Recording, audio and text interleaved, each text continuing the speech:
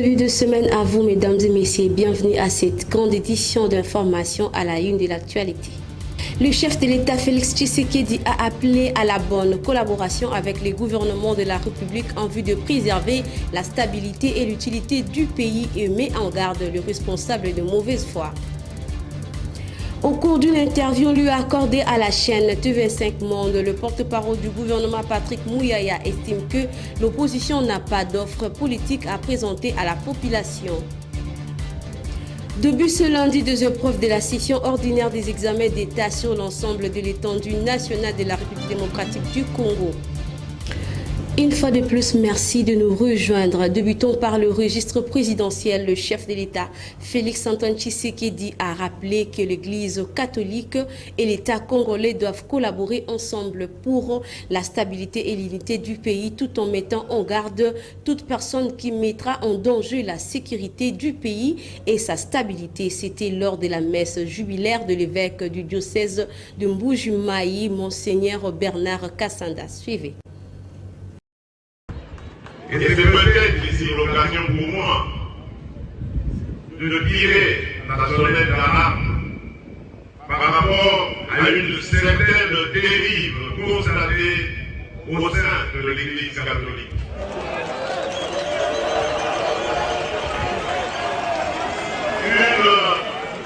Une dérive que je qualifierais de dangereuse, surtout en cette année électorale. L'Église doit être au milieu des villages. Ici, je serais tenté de dire, l'Église doit être au milieu des Congolais. Elle doit prêcher l'amour, l'unité et l'égalité. L'Église doit accompagner toutes les filles et tous les fils de la République qui sont en politique de la même manière, sans distinction aucune, car il y va de la stabilité de notre cher pays. Et je sais que vous, Monseigneur Boutébi, que vous, Monseigneur Kassanda, vous comprenez cela de la plus belle manière. Mais il se fait que parmi vous, il y a malheureusement quelques personnes qui ont pris une tendance dangereuse qui risquerait de diviser notre nation. En tant que garant de l'unité de cette nation, je me sens obligé de dire que je n'accepterai jamais une telle idée.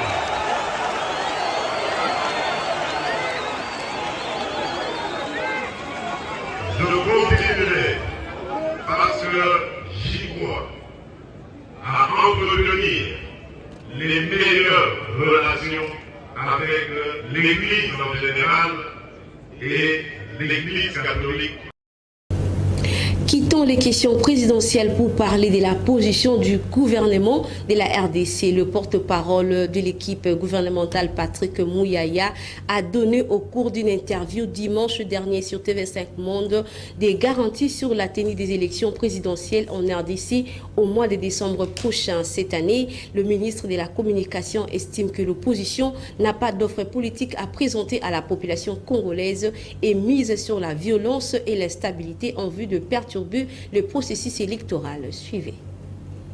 Les contestations sont inhérentes à tout processus électoral. Depuis 2006, je parlerai de vous faire le film, parce qu'il y avait, par exemple, en 2006, Étienne Tshisekedi, d'heureuse mémoire, n'avait pas participé à ces scrutins.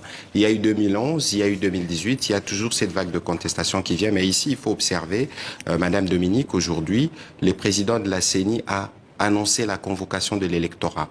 Il y avait beaucoup de goulot durant le processus, parce que même lorsqu'on a annoncé le calendrier électoral, personne n'y croyait. Mais aujourd'hui, nous disposons d'un fichier électoral avec plus de 44 millions de Congolais qui sont enrôlés.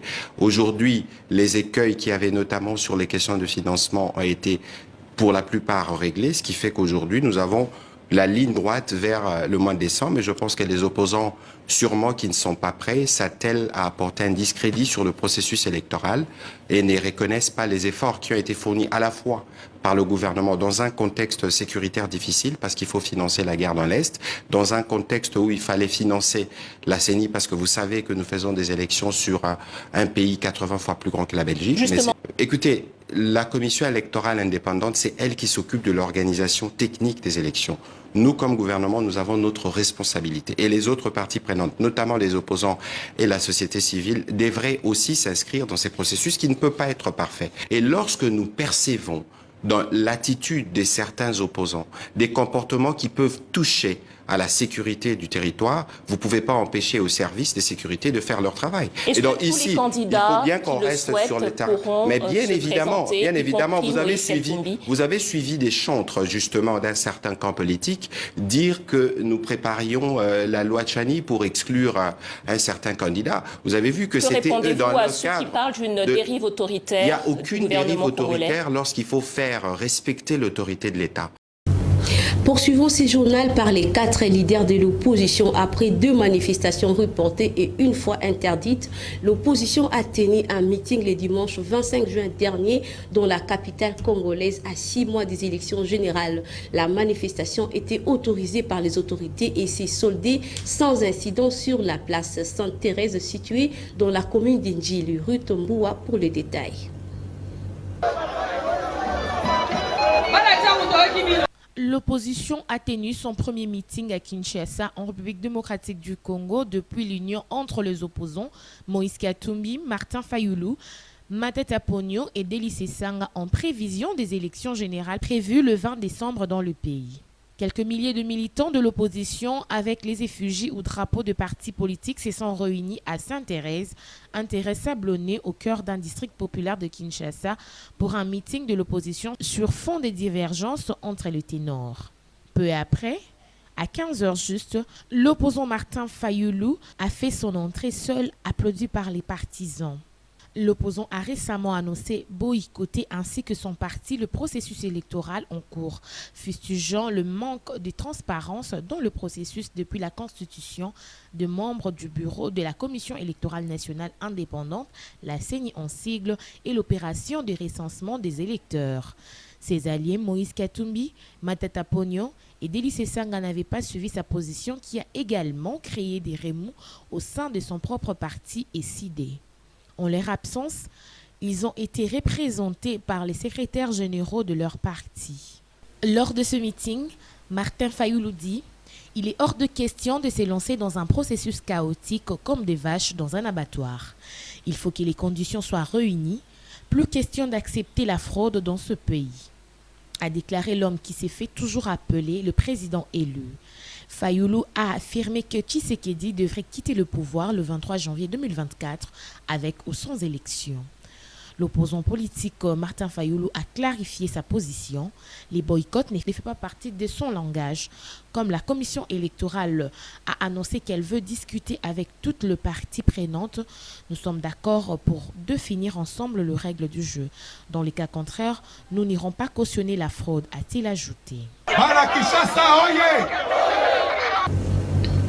D'un dossier à l'autre, le bureau politique de la formation politique AFDC a fait une déclaration politique le week-end dernier à Kinshasa pour mettre en garde les sénateurs Augustin Matata Ponyo contre ses propos incendiaires portés à l'endroit de l'air président national du parti. Suivez ces détails de Patrick John Mukengeshai. L'opinion nationale et internationale doit savoir que Matata Ponyo ne veut pas que la vérité soit connue sur sa responsabilité dans la débâcle de Boukangalonzo, surtout qu'il se présente comme meilleur gestionnaire de la République. Il craint fortement que cela ne soit pas contredit par ses présumés détournements. Tels sont les propos inscrits dans la déclaration faite par l'AFDC. Alors que le bureau du Sénat, qui conduit le sénateur professeur Modeste Bahati Lukwebo, saisi par le procureur général près la Cour constitutionnelle, n'a fait qu'appliquer rigoureusement les dispositions de la Constitution et règlement intérieur du Sénat, il est surprenant de constater les provocations, insultes et attaques personnelles à l'endroit du respectable président du Sénat, allant jusqu'à intenter un procès infondé et sans cause contre ces derniers. Le sénateur Matata Ponyo tient à se victimiser et à politiser un dossier purement judiciaire.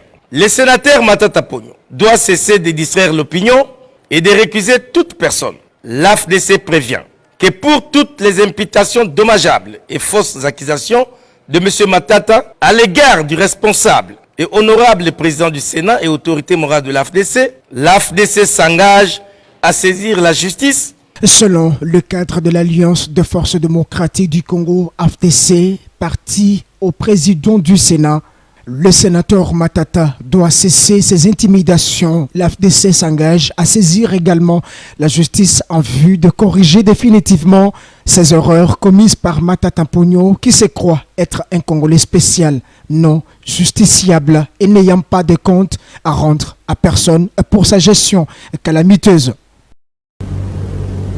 Le comité laïque catholique de la ville de Goma a appelé vendredi 23 dernier à la communauté internationale à mener des actions concrètes contre le Rwanda qui continue à apporter son soutien aux rebelles du 1-23 en RDC, selon le rapport du groupe d'experts de l'ONU présenté le 20 juin dernier au Conseil de sécurité à New York. Suivez.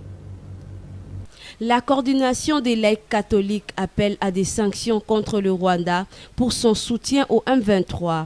En effet, les rapports du groupe des experts des Nations Unies qui a confirmé toutes les dénonciations que le comité laïque catholique avait déjà faites ultérieurement dans plusieurs localités lors de ces rapports, notamment l'implication directe de l'armée rwandaise dans cette guerre du M23.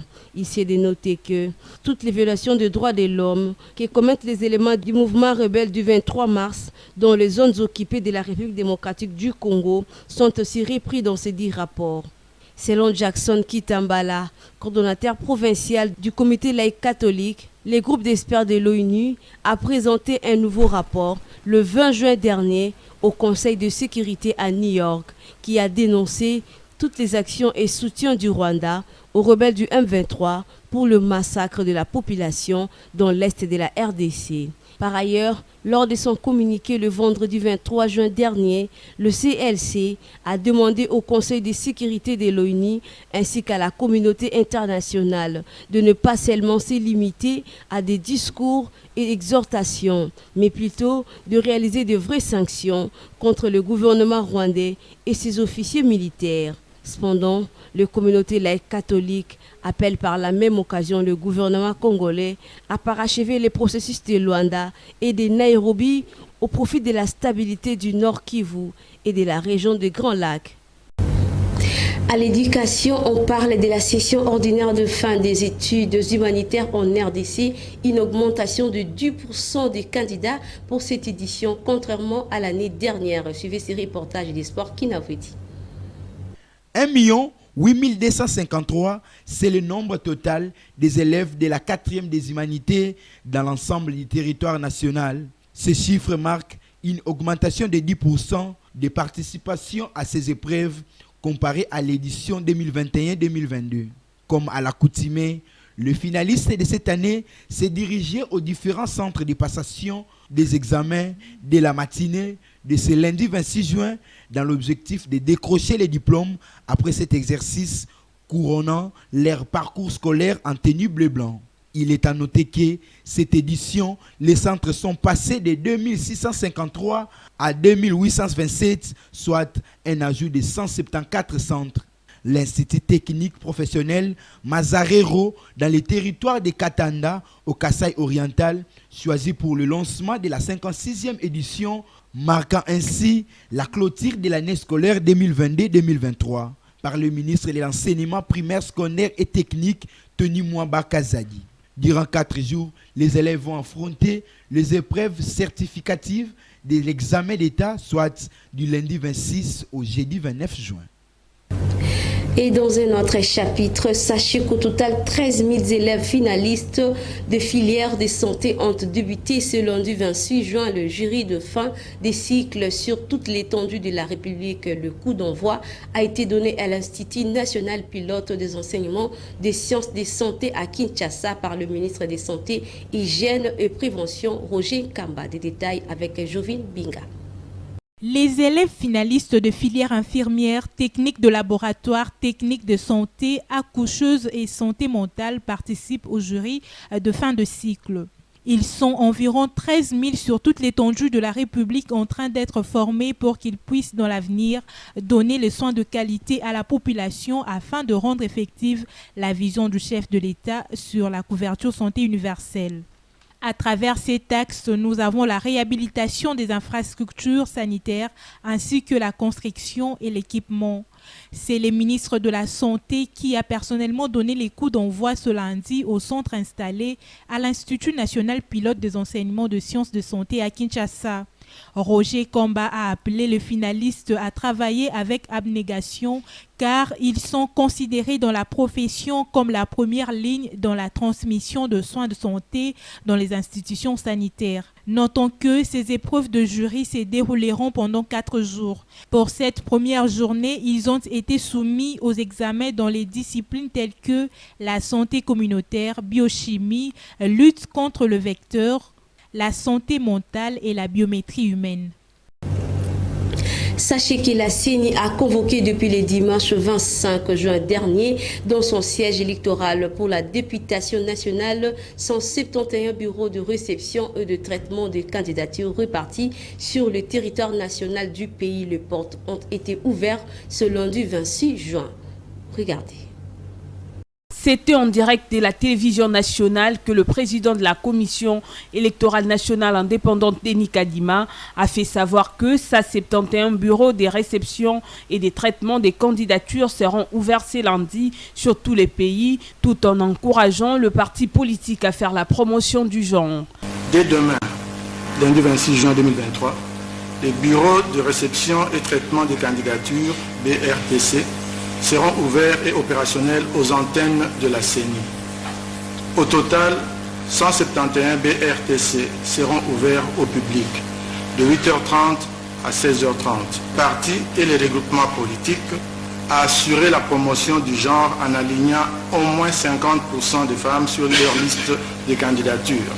Il a également annoncé le renvoi à une date ultérieure de l'opération d'identification et d'enrôlement des électeurs prévue ce lundi à Kwamount dans la province de Mai-Ndombe. Contrairement à son communiqué numéro 25 du 12 juin 2023, la CENI renvoie à une date ultérieure l'enrôlement des électeurs dans le territoire de Kwamount, dans la province de Mai-Ndombe, en attendant la tenue d'ultimes consultations avec les autorités sécuritaires.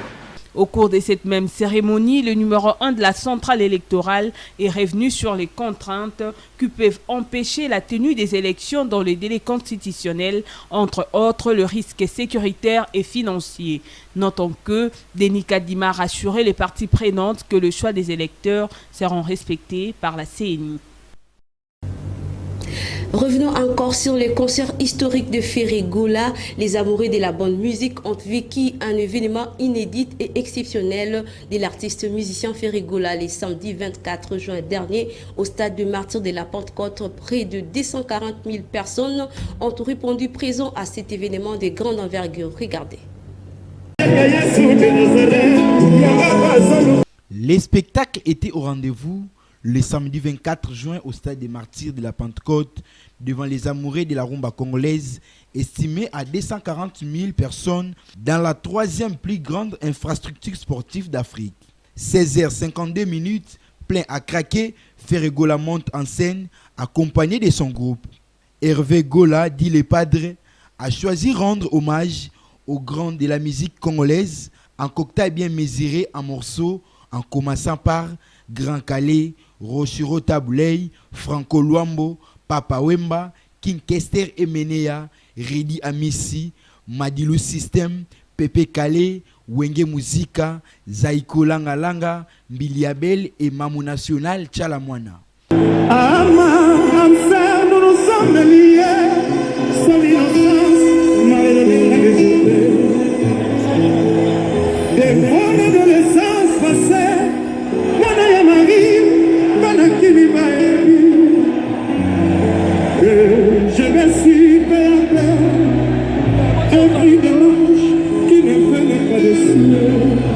Les Padres enchaînent avec ses titres, avec la danse Bizorbi et d'autres qui ont émouvé ses fans. Le fils du clan Wenge a bénéficié de l'apport de ses frères de maison mère, dont Céleo Scram, Prince d'Angola et Borlotin, Adjani et Miel de Son, qui ont littéralement tué le public avec leur belle voix. Parmi les moments forts de ces méga concerts qui restera dans les annales de la musique en République démocratique du Congo. L'artiste Ferregola est surnommé roi du 24 car la ville de Kinshasa comprend 24 communes dont les concerts se produisent au stade qui compte 24 secteurs. Vitaïmanan, chanson fétiche d'Hervé Gola, a été clippée en 1999 et à cette époque, l'artiste avait 24 ans d'âge. De 1999 à ce jour, l'on compte 24 ans et le concert historique s'est produit en date du 24 juin. Bien que tu sois parti, dans les nuages de t'envoler. Et l'Association de musulmans et des chrétiens pour l'unité et la réconciliation du Congo, AMUR en sigle, qui dirige l'imam Mustapha Kabasele, a tenu une grande rencontre dimanche 25 juin dernier à son siège au quartier Pompage Molokai, précisément à la mosquée Bilal 3, dans le but de présenter son comité reportage de Minouchka Koyagele. Nous sommes au quartier Pompage Molokai dans la commune de Ngalima, à la mosquée Bilal 3. Où se tient la grande cérémonie de la présentation du comité et de l'historique de la MUREC. Une asbel qui rassemble non seulement les musulmans, mais aussi des chrétiens, ayant comme cheval de bataille l'unité et la réconciliation des Congolais. Le président national de cette organisation, en la personne de l'imam Mustapha Kabasele, nous fait le point en ce sens. Ezali ma confession religieuse. Ba musulman na ba chrétien na kopesa bino référence na statut na biso na première priami et komami mbo biso ba congolais ya ba confession religieuse différente ba musulman na ba chrétien to sangani pour l'amour du prochain et de la patrie. Il s'est à signaler que cette asbel est membre du regroupement politique l'Alliance nationale de Madame la gouverneure de Lualaba, Fifi Masuka. L'imam Mustapha Kabasele remercie vivement le président provincial de son organisation pour leur soutien indescriptible.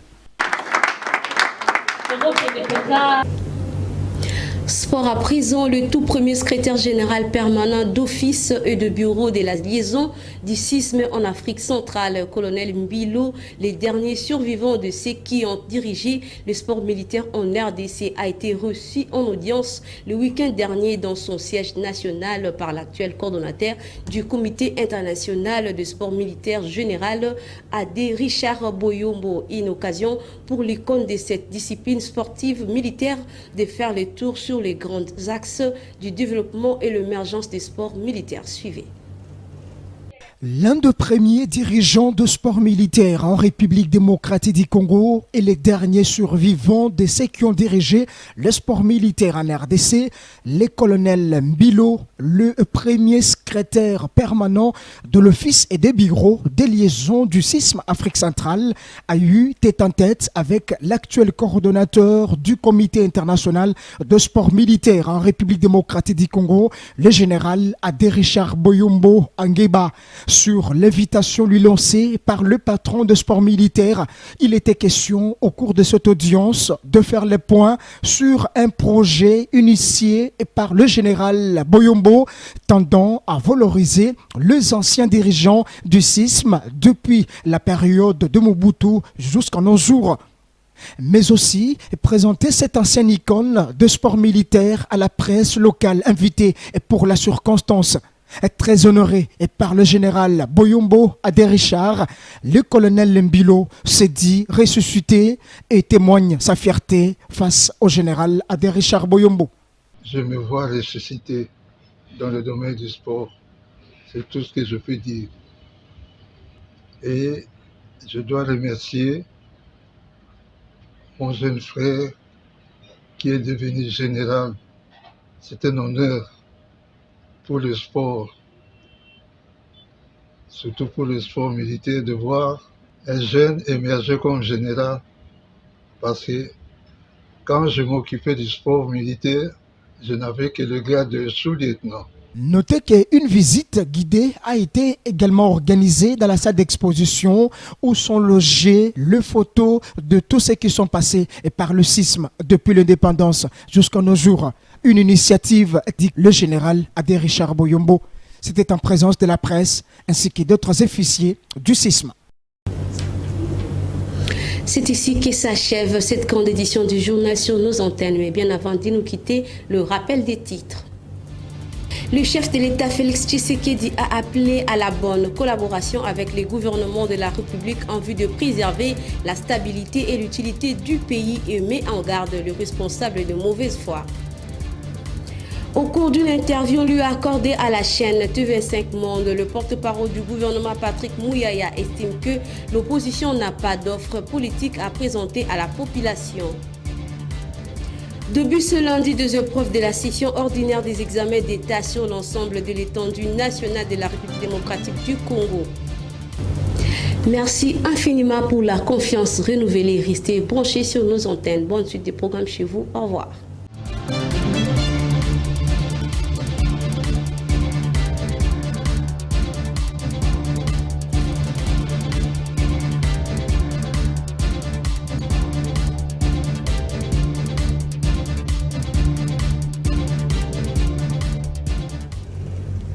Fin de semaine avec le nouvel...